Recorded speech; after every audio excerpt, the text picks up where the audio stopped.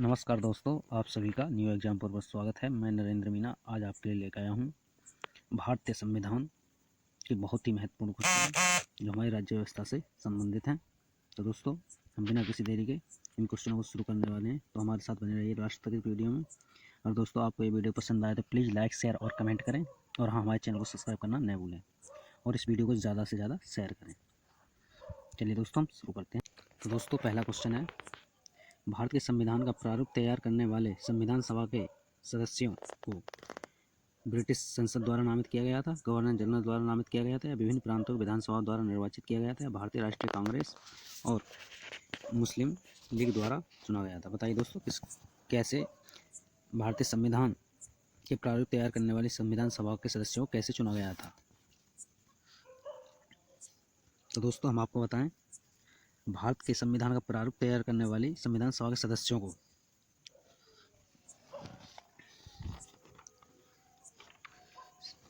तो दोस्तों, इनको विभिन्न प्रांतों की विधानसभाओं द्वारा चुना गया था। तो दोस्तों, विभिन्न प्रांतों के लोगों ने वैश्य मताधिकार के आधार पर विधानसभा का निर्वाचन हुआ था। तो दोस्तों, उसी के आधार पर इन सदस्यों को चुना गया था संविधान सभा के सदस्यों के रूप में। तो दोस्तों, इसलिए इस क्वेश्चन का विकल्प सी बिल्कुल सही है, क्योंकि लोगों द्वारा जो विभिन्न प्रांतों के जो विधानसभा के सदस्य थे उनको वहाँ वैश्य मताधिकार के आधार पर चुना गया था। नेक्स्ट क्वेश्चन की ओर चलते हैं दोस्तों। नेक्स्ट क्वेश्चन है दोस्तों, भारत के लिए संविधान की रचना हेतु संविधान सभा का विचार निम्नलिखित में से सर्वप्रथम किसने प्रस्तुत किया था। तो दोस्तों, किसने प्रस्तुत किया था? स्वराज पार्टी ने 1934 में। तो दोस्तों, भारत के लिए संविधान की रचना हेतु संविधान सभा का विचार निम्नलिखित में से सर्वप्रथम किसने प्रस्तुत किया था? दोस्तों, स्वराज पार्टी ने 1934 में, कांग्रेस पार्टी ने 1936 में, मुस्लिम लीग ने 1942 में, सर्वदलीय सम्मेलन ने 1946 में। दोस्तों, कब किया गया था? तो दोस्तों, हम आपको बता दें, भारत के लिए संविधान की रचना हेतु संविधान का विचार निम्नलिखित में से सर्वप्रथम जो प्रस्तुत किया था वो किया था दोस्तों स्वराज पार्टी ने 1934 में। इसलिए इस क्वेश्चन का विकल्प ए सही है। हम आपको बता दें दोस्तों, 1934 में, कब दोस्तों? 1934 में रांची में गठित स्वराज पार्टी ने स्वयं के निर्णय के आधार पर मांग की थी कि और एक प्रस्ताव पारित किया, और उसमें कहा था कि उन्होंने वैश्य मताधिकार के आधार पर निर्वाचित भारतीय प्रतिनिधियों की एक संविधान सभा होगी जो संविधान का निर्माण करेगी। भारतीयों को इस संविधान की मांग करने के लिए प्रथम अवसर ये स्वराज पार्टी ने ही दिया था। तो दोस्तों, इस पार्टी की जो स्थापना हुई थी कहाँ हुई थी दोस्तों? रांची में। कहाँ? रांची में। कब दोस्तों?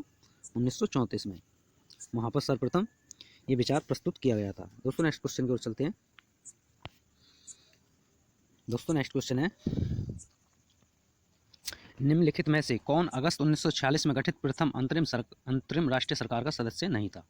कौन नहीं था दोस्तों? सी Rajagopalachari, doctor Rajendra Prasad, doctor S Radhakrishnan, या जगजीवन राम। बताइए दोस्तों, अगस्त 1946 में गठित प्रथम अंतरिम राष्ट्रीय सरकार का सदस्य इनमें से नहीं था। तो दोस्तों, हम आपको बता दें,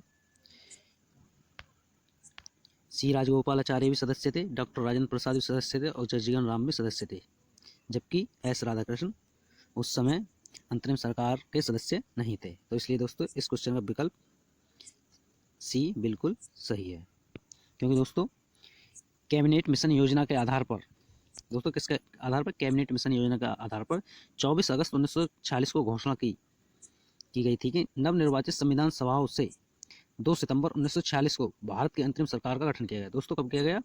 2 सितंबर 1946 को। कब दोस्तों? सितंबर में। 2 सितंबर 1946 को अंतरिम सरकार का गठन किया गया। किसका दोस्तों? प्रथम अंतरिम राष्ट्रीय सरकार का गठन कब किया गया? 2 सितंबर 1946 को। तो दोस्तों, उस समय इसमें जो सदस्य थे, एक तो सी राजगोपालाचार्य थे, जो कि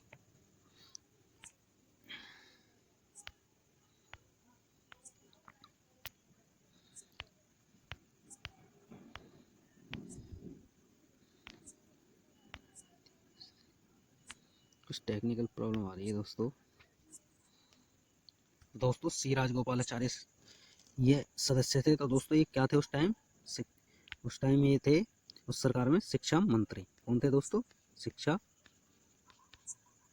मंत्री सी राजगोपालाचार्य। जबकि दोस्तों, डॉक्टर राजेंद्र प्रसाद क्या थे? खाद्य और कृषि मंत्री क्या थे दोस्तों उस समय? खाद्य और कृषि मंत्री थे। और दोस्तों जगजीवन राम जो थे वो क्या थे दोस्तों? श्रम मंत्री थे उस समय की सरकार में। क्या थे दोस्तों? श्रम मंत्री।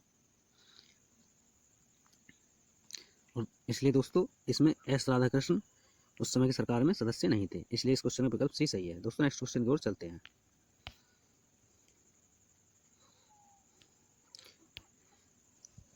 उन्नीस सौ 46 में निर्मित अंतरिम सरकार में कार्यपालिका परिषद के उपसभापति थे। कौन थे दोस्तों? जवाहरलाल नेहरू, डॉक्टर एस राधाकृष्ण या सी राजगोपालाचारी या डॉक्टर राजेंद्र प्रसाद? बताइए दोस्तों 1946 में निर्मित अंतरिम सरकार में कार्यपालिका परिषद के उपसभापति थे। तो दोस्तों हम आपको बता दें 24 अगस्त, कब दोस्तों? 24 अगस्त 1946 को अंतरिम राष्ट्रीय सरकार की क्या की गई थी दोस्तों? घोषणा की गई थी। उस समय दोस्तों वायसराय इस कार्यपालिका का पदेन अध्यक्ष होता था, जबकि जवाहरलाल नेहरू उस समय निर्मित कार्यपालिका के क्या थे दोस्तों? उपाध्यक्ष यानी कि उपसभापति थे। दोस्तों इसलिए इस क्वेश्चन का विकल्प ए बिल्कुल सही है। नेक्स्ट क्वेश्चन की ओर चलते हैं दोस्तों। नेक्स्ट क्वेश्चन है दोस्तों, भारतीय संविधान सभा का गठन किया गया कब किया गया दोस्तों? भारत सरकार अधिनियम 1935 के अंतर्गत, क्रिप्स योजना 1942 के अंतर्गत, कैबिनेट मिशन योजना 1946 के अंतर्गत या भारतीय स्वतंत्रता अधिनियम 1947 के अंतर्गत कब किया गया था दोस्तों? तो दोस्तों हम आपको बता दें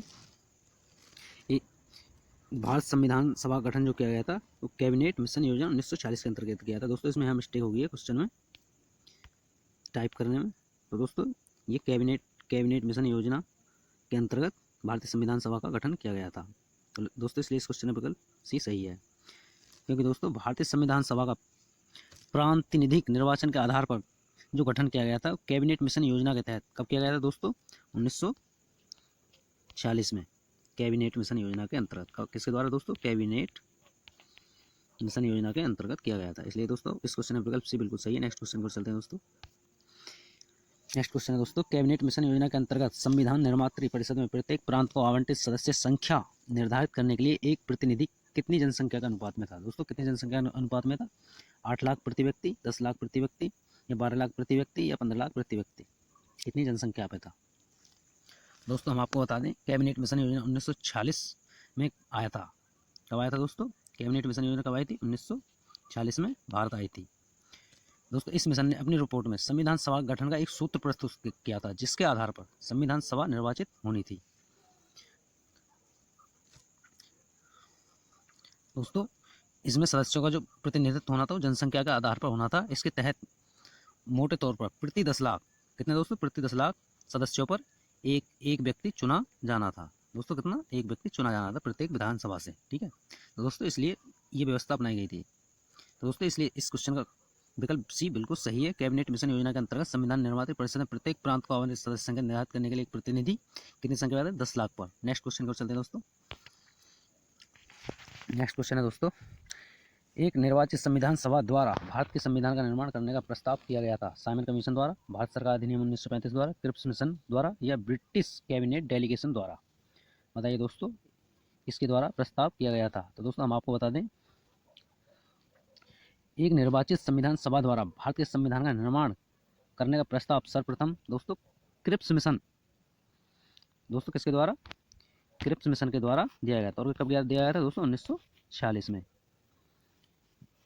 और दोस्तों ये तब बनाया गया था जब द्वितीय विश्व युद्ध समाप्त हुआ था। दोस्तों द्वितीय विश्व युद्ध कब समाप्त हुआ था? 1945 में। और शुरू हुआ था ये दोस्तों 1939 में। इसकी समाप्ति के बाद क्रिप्स मिशन योजना के तहत भारतीय संविधान का निर्माण करने का प्रस्ताव किया गया था। तो दोस्तों इसलिए इस क्वेश्चन का विकल्प सी बिल्कुल सही है। नेक्स्ट क्वेश्चन की ओर चलते हैं दोस्तों। निम्नलिखित अधिनियमों में से किस अधिनियम के फलस्वरूप बर्मा भारत से अलग हुआ था? तो दोस्तों बर्मा देश है वो भारत से किस अधिनियम के तहत अलग हुआ था? Indian council act 1909, government of India act 1919, government of India act 1935, Indian independence act 1946 किसके तहत दोस्तों बर्मा भारत से अलग हुआ था? तो दोस्तों हम आपको बता दें गवर्नमेंट ऑफ इंडिया एक्ट 1935 के प्रावधानों के अनुरूप, दोस्तों कौन से एक्ट के अनुरूप?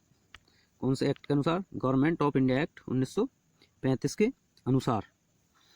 तो दोस्तों बर्मा भारत से अलग हुआ था। और दोस्तों ये कब हुआ था ये भी आपको हम बता दें, ये 1937 में भारत से अलग हुआ था। नेक्स्ट क्वेश्चन की ओर चलते हैं दोस्तों। 1935 के अधिनियम द्वारा स्थापित संघ में अवशेष शक्तियाँ किसको दी गई थी? बताइए दोस्तों, 1935 के अधिनियम द्वारा स्थापित संघ में अवशेष शक्तियाँ किसको दी गई थी? संघीय विधान पालिका को, या प्रांतीय विधानमंडल को, या गवर्नर जनरल को, या प्रांतीय गवर्नरों को? तो दोस्तों हम आपको बता दें, 1935 के अधिनियम द्वारा स्थापित संघ में अविशेष शक्तियाँ जो दी गई थी वो गवर्नर जनरल को दी गई थी। इसलिए दोस्तों इस क्वेश्चन का विकल्प सी बिल्कुल सही है। दोस्तों हम आपको बता दें, 1935 के भारत सरकार अधिनियम के द्वारा स्थापित होने वाले संघ में जो अविशेष शक्तियाँ दी गई थी वो गवर्नर जनरल को प्रदान की गई थी। तो दोस्तों इसलिए इस क्वेश्चन का विकल्प सी बिल्कुल सही है। नेक्स्ट क्वेश्चन की ओर चलते हैं।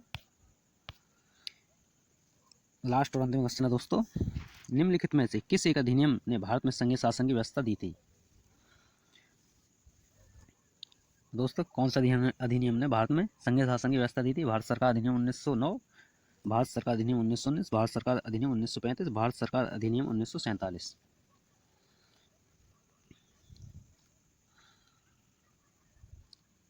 तो दोस्तों हम आपको बता दें, ब्रिटिश शासनकाल के दौरान, दोस्तों ब्रिटिश शासनकाल के दौरान 1935 में भारत सरकार अधिनियम के द्वारा केंद्र और राज्य के बीच शक्तियों का बंटवारा किया गया और राज्यों में दोस्तों द्वैध शासन समाप्त कर केंद्र में द्वैध शासन को लागू किया गया। इसमें एक अखिल भारतीय महासंघ स्थापित किया गया था भारत सरकार अधिनियम 1935 के तहत। तो दोस्तों इस संघ का निर्माण उस समय के तत्कालीन ब्रिटिश भारत के जो प्रांतों के चीफ कमिश्नर थे और देशी रियासतों से मिलकर होना था, लेकिन ये व्यवस्था बाद में लागू नहीं की जा सकी। तो दोस्तों इस अधिनियम के तहत भारत में संघीय शासन की व्यवस्था दी गई थी भारत सरकार अधिनियम 1935 के अनुसार। तो दोस्तों इसलिए इस क्वेश्चन का विकल्प सी सही है। दोस्तों आपको वीडियो कैसी लगी?